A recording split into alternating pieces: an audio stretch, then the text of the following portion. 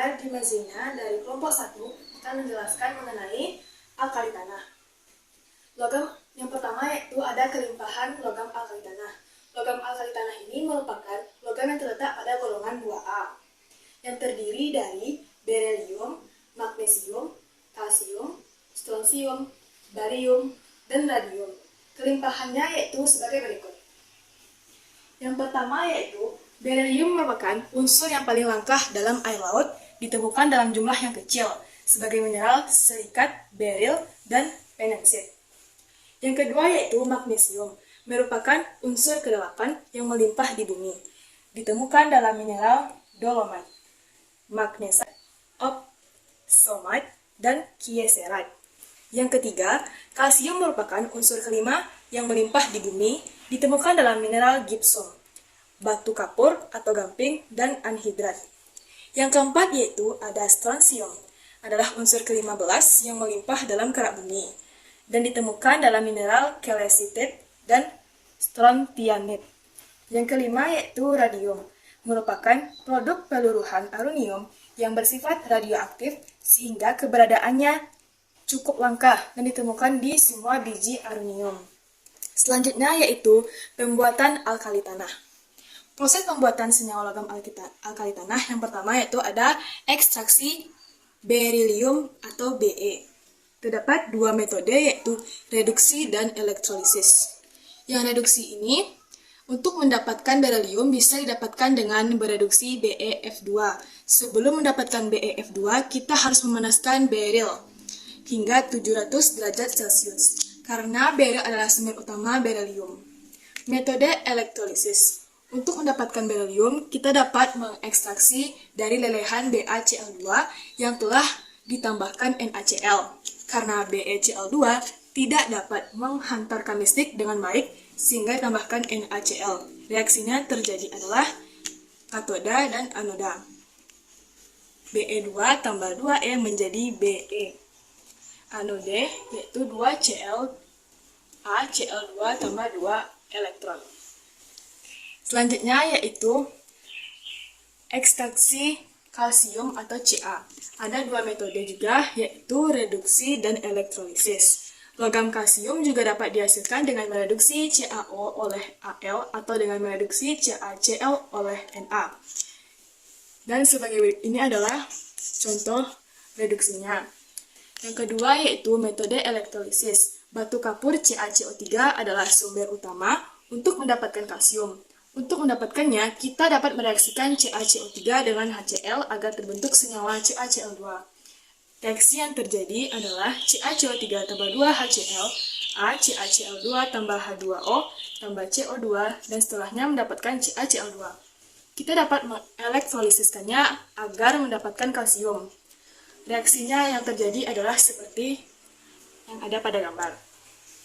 Selanjutnya yaitu ekstansi magnesium. Ada dua metode juga. Metode reduksinya yaitu mendapatkan magnesium, kita dapat mengekstraksikannya dari dolomite. Karena dolomite merupakan salah satu sumber yang dapat menghasilkan magnesium. Dolomite dipanaskan sehingga terbentuknya MgO-CaO lalu MgO-CaO. Dipanaskan dengan FeSi sehingga menghasilkan seperti yang ada di sini. Metode elektrolisis. Selain dengan ekstraksi dolomite, magnesium juga bisa didapatkan dengan mereaksikan air laut dengan CaO. Reaksi yang terjadi, ini adalah reaksi yang terjadi. Setelah itu, MgOH selanjutnya menjadi MgOH2 direaksikan dengan HCl untuk membentuk MgCl2.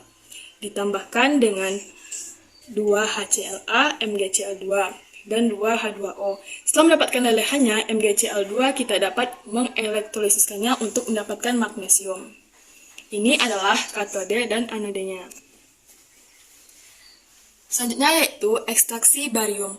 Terdiri dari dua metode, yang reduksinya barium bisa kita peroleh dengan memperoleh BaO oleh Al. Reaksinya yang terjadi yaitu 6BaO tambah 2AlA, 3Ba tambah Ba, 3Al2O6. Metode elektrolisisnya yaitu Barit atau BaSO4 adalah sumber utama untuk memperoleh barium atau Ba. Setelah prosesnya menjadi BaCl2, barium bisa diperoleh dari elektrolisis lelehan BaCl2 yang terjadi. Ini adalah reaksinya. Yang terakhir yaitu ekstraksi strontium atau Sr. Metodenya hanya satu, yaitu metode elektrolisis. Untuk mendapatkan strontium atau Sr, kita bisa mendapatkan dengan elektrolisis lelehan SrCl2. Lelehan SrCl2 bisa didapatkan dari senyawa salesit. Karena senyawa salesit merupakan sumber utama strontium. Reaksi yang terjadi yaitu ada katode dan anodenya. Selanjutnya yaitu sifat reaksi alkali tanah. Reaksi logam alkali tanah dengan halogen dengan rumus Ms tambah X2G menghasilkan Mx2S. Dari beberapa logam alkali yang dijelaskan, ini adalah salah satu contohnya. Kita tinggal masukkan ke dalam rumus. Yang kedua yaitu reaksi logam alkali tanah dengan air. Ini adalah rumusnya. Ms tambah 2H2O L tambah MaOH2S tambah H2G. Kita tinggal aplikasikan langsung ke dalam rumusnya. Yang selanjutnya yaitu reaksi logam alkali tanah dengan oksigen. Ini adalah rumusnya. Seperti yang kita jelaskan sebelumnya, kita hanya tinggal memasukkannya ke dalam rumus. Selanjutnya yaitu reaksi logam alkali tanah dengan nitrogen. Rumusnya yaitu 3Ms tambah N2G menjadi MgN2S. Ini adalah contoh-contohnya. Selanjutnya yaitu reaksi logam alkali tanah dengan hidrogen.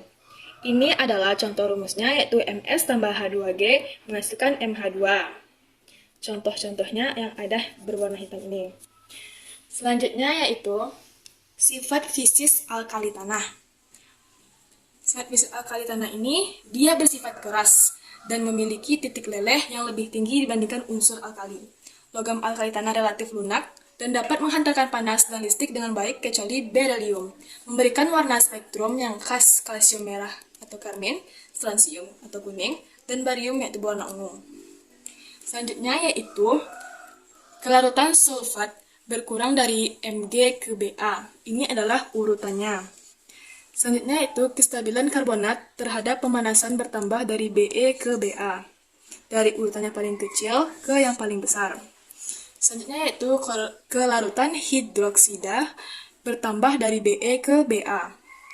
Seperti yang terdapat pada gambar. Selanjutnya yaitu kelarutan fluorida bertambah dari Mg ke Ba. MgF2, CaF2, SnF2, BaF2 dari kecil ke besar. Selanjutnya yaitu berdasarkan sifat fisisnya, logam alkali tanah memiliki titik lebur, titik didih, massa jenis, dan kekerasan materi yang lebih besar dibandingkan dengan logam alkali speriode. Hal tersebut dikarenakan unsur-unsur logam alkali tanah memiliki 2 elektron pada kulit terluar sehingga ikatan logamnya lebih kuat. Logam alkali tanah umumnya sulit dilarutkan dalam air dan banyak terdapat di bawah tanah atau dalam bebatuan kerak bumi. Yang selanjutnya yaitu kegunaan alkali tanah. Yang pertama yaitu ada berelium yang digunakan untuk berbagai komponen reaktor atom karena daya serap radiasinya sangat tinggi. Yang kedua yaitu magnesium digunakan untuk membuat kembang api dan blitz karena menghasilkan cahaya sangat terang bila magnesium dibakar yang digunakan pula sebagai obat sakit lambung. Yang ketiga yaitu kalsium. Terdapat pada CaO kapur tohor digunakan sebagai flux pada industri baja untuk meningkatkan pengantar membentuk perak. Selain itu, kalsium pada CaSO4, H2O, atau gips digunakan untuk membentuk gips bakar yang digunakan sebagai pembalut bagi penderita patah tulang serta untuk membuat cetakan gigi. Yang keempat yaitu strontium. Strontium ini digunakan untuk membuat kembang api yang menghasilkan warna merah terang. Yang kelima, barium. Yang paling umum ditemui di alam ialah barium, sulfat yang digunakan sebagai obat untuk penderita gangguan pencernaan. Kemudian, barium karbonat juga digunakan dalam racun tikus. Yang keenam yaitu radium, digunakan sebagai obat suntik kepada penderita kanker prostat yang sudah menyebar ke tulang. Baiklah, itu adalah penjelasan mengenai alkali tanah. Jika ada kesalahan, saya mohon maaf. Assalamualaikum warahmatullahi wabarakatuh.